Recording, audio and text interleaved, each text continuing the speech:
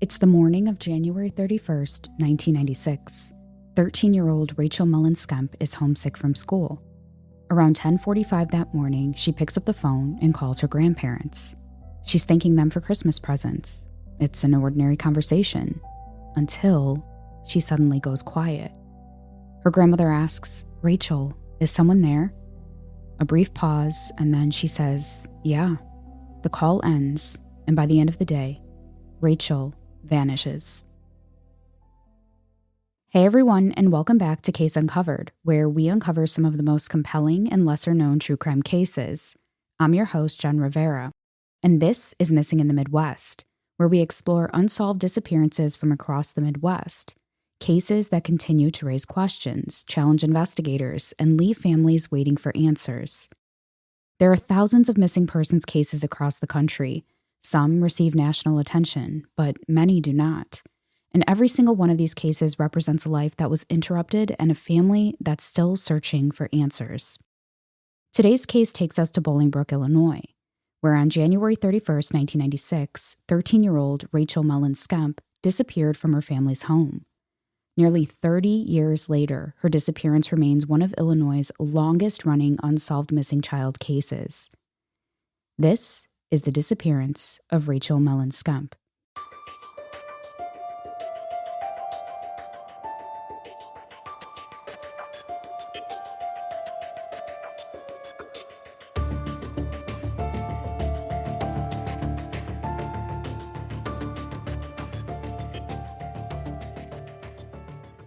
Before we go into the details surrounding January 31st, 1996, I want to introduce you to Rachel, because before this became one of Illinois' longest-running unsolved missing child cases, there was a 13-year-old girl who dreamed about becoming a teacher and had her whole life ahead of her. Rachel Mellon-Skemp was born on October 13th, 1982, to Jeff and Amy Skemp. After her parents divorced, Amy remarried Vince Mellon, and the family eventually settled into Bolingbrook, Illinois, which is a rapidly growing suburb about 30 miles southwest of Chicago. In the mid-1990s, Bolingbrook was growing quickly. New neighborhoods were going up, more families were moving in, and it was the kind of community where kids rode their bikes through the neighborhood, walked to friends' houses, and spent weekends playing outside. From the outside, it looked like a typical suburban community where families were building a life together. That's the world Rachel was growing up in. She was in 7th grade at B.J. Ward Middle School and took school very seriously. She loved science, enjoyed music, liked spending time outdoors. The people who knew her described her as bright, compassionate, and dependable. She was the kind of friend people could count on. As I was researching Rachel's case, I found myself coming back to her school pictures. There's one in particular where she has this great big smile. When you look at that photo, what stands out isn't the mystery surrounding her disappearance. It's how young she was. She was only 13, old enough to have dreams about the future, but still very much a little girl. I think that's important to remember before we go any further, because over the next 30 years, Rachel's name would become attached to timelines, evidence, theories, and unanswered questions. But before any of that, she was simply Rachel. Now, to understand why investigators asked the questions they did, we first need to understand a little more about Rachel's family and the dynamic. Rachel's parents, Jeff and Amy, divorced when she was young. After the divorce, Amy married Vince Mellon, who became Rachel's stepfather, and the family blended together in Bolingbrook. Like many children of divorce, Rachel loved both sides of her family. But according to later reporting, her relationship with her father's side of the family wasn't always easy to maintain. In fact, family members have said Rachel wasn't encouraged to have much contact with them, which makes what happened on the morning of January 31st especially significant. But we'll come back to that later. As the investigation unfolded, more details about life inside the home also became public. Court records and later media reporting revealed there had been previous domestic violence incidents involving Vince and Rachel's mother. Rachel's biological father, Jeff, had also publicly shared that Rachel had told him she was afraid of Vince and wanted to come live with him in Texas. I want to pause here for a moment because this is where context becomes really important. Jeff's statements are part of the public record, and they help us understand why investigators looked so closely at Rachel's home life after she disappeared. But there's still Jeff's recollection of conversations with his daughter. They don't tell us what happened on January 31st. What they do tell us, though, is that investigators weren't starting from a blank slate. There were already questions about what life inside the home had been like. There's also another piece of Rachel's story that's often mentioned but doesn't always get much explanation. About a year before she disappeared, Rachel briefly ran away from home, but she returned on her own shortly afterward. It's an important detail because early in the investigation, police had to consider whether Rachel may have left voluntarily again. But as investigators learned more about the circumstances surrounding her disappearance, they repeatedly said they didn't believe this was another runaway case. And I think that's where I'd like to leave you with a question. If investigators eventually became convinced Rachel didn't leave on her own, what changed? To answer that, we have to go back to the morning of January 31st, 1996. Now, that day started out like any other weekday. Rachel woke up with a sore throat, so she stayed home from school to rest. It wasn't anything unusual. Kids get sick, parents go to work, and life keeps moving. That morning, Rachel's mother left for work as she normally would. Her younger siblings headed off to school. And by late morning, Rachel and her stepfather, Vince, were the only two people left at the house. At around 10:45 a.m., Rachel picked up the phone and called her paternal grandparents.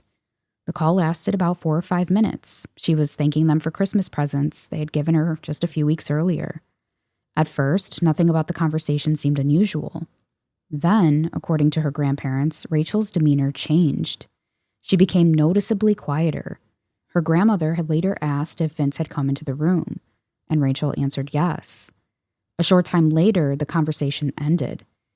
It's a moment that's been talked about for years, not because anyone knows exactly what it meant, but because it became the last independently confirmed conversation Rachel would have. And there's another reason that phone call stands out. Now, as I mentioned earlier, Rachel wasn't encouraged to have much contact with her father's side of the family, so it makes that phone call even more significant. It wasn't just the last time her grandparents heard her voice. It was a conversation that, by many accounts, may not have happened very often. After that, the timeline becomes much more difficult to piece together, because from this point forward, nearly everything investigators know about Rachel's afternoon comes from one person, the last person known to have seen her alive. According to Vince Mellon, after Rachel finished talking with her grandparents, the two of them spent hours of the afternoon together playing Nintendo. At some point, Rachel became tired and went into her bedroom to take a nap, wrapping herself in a blue blanket. If that's what happened, it sounds like an ordinary afternoon. The kind of afternoon no one would remember if nothing else had happened. But this is where I found myself slowing down and looking a little more closely at the timeline. Because when investigators reconstruct a missing person's last known movements, every minute matters.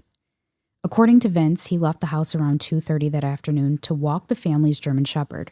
He said he left the front door unlocked while Rachel continued sleeping inside. During the walk, the dog reportedly broke free and chased a rabbit before eventually being returned by a nearby real estate appraiser. The walk was said to have lasted about 30 minutes. On paper, that doesn't sound particularly unusual, but over the years, there have been differing accounts about exactly what happened when Vince returned home. Some reports indicate he didn't immediately check on Rachel because he believed she was still asleep. Other accounts suggest he realized she was gone after returning from the walk. Now, that might sound like a very small discrepancy, but when investigators are trying to establish the last known timeline of a missing child, small discrepancies matter, especially when there are no independent witnesses who can fill in the gaps. At around 5 o'clock that evening, Rachel's mother came home from work. Rachel wasn't in her bedroom. She wasn't anywhere in the house. Within a short period of time, the police were called. At that point, what should have been a routine sick day had become something no family ever expects. A 13-year-old girl had disappeared. And almost immediately, investigators began asking a question that would shape the rest of the case. Did Rachel leave on her own? Or had something happened inside that house? As investigators began processing the scene, they weren't just looking for evidence of what had happened. They were also looking for evidence of what didn't happen. And sometimes that's just as important. If Rachel had decided to leave on her own, investigators expected to find signs that she'd planned to go somewhere. Instead, they found the opposite. Rachel's winter coat was still inside the house, so was her purse, her money, jewelry she would normally wear. Even her Walkman remained behind. Think about that for a minute. This was the end of January in northern Illinois. The temperature outside was around 20 degrees, and with the wind chill, it felt even colder. If you've ever experienced a Midwest winter, you know that's not the kind of weather you walk into without a coat, especially not at 13 years old. There were also a few things investigators couldn't account for. Rachel's blue blanket was gone, so were 2 pillows and the red house slippers she had reportedly been wearing. If Rachel planned to leave, why take a blanket and 2 pillows, but leave behind your coat? If someone else was responsible for her disappearance, though, those items missing may make a little more sense. Although those questions have never been answered. Investigators also found no signs of forced entry, no obvious evidence of a struggle, and nothing to suggest someone had broken into the home. And that's where this case becomes so difficult, because if Rachel didn't leave voluntarily and no one forced their way inside, then what happened? Once it became clear that Rachel wasn't anywhere in the house, the search began almost immediately. Over the next several days, police officers, firefighters, volunteers, tracking dogs, and helicopters searched the neighborhood surrounding Rachel's home. Ponds were searched, wooded areas were searched, open fields were searched. Investigators followed every lead they had, but despite an enormous effort, they found nothing. No clothing, backpack, blanket, no physical evidence showing where Rachel had gone after leaving the house. It's hard to overstate how unusual that is. Missing child investigations often leave investigators with something to work from. A witness, surveillance video, a personal belonging, a confirmed sighting. But in Rachel's case, there was none of that. In those first few days, investigators publicly said they had no evidence that Rachel had been abducted. At the same time, they also said they had no evidence that she had run away. And that's a difficult place for any investigation to be. Because when you can't confidently explain what happened, every possibility has to stay on the table. Just a few days after Rachel disappeared, Deputy Chief Mike Calcagno summed it up with a statement that still stands out all these years later. We don't know. We haven't a clue. That's not something you hear investigators say often, and I think it speaks to just how unusual this case was from the very beginning. Because despite all of the searches, all of the interviews, and all of the resources dedicated to finding Rachel, the investigation wasn't getting closer to an answer. For the next several years, tips continued to come in. Private investigators were hired. Anonymous letters surfaced claiming to have information about Rachel's disappearance.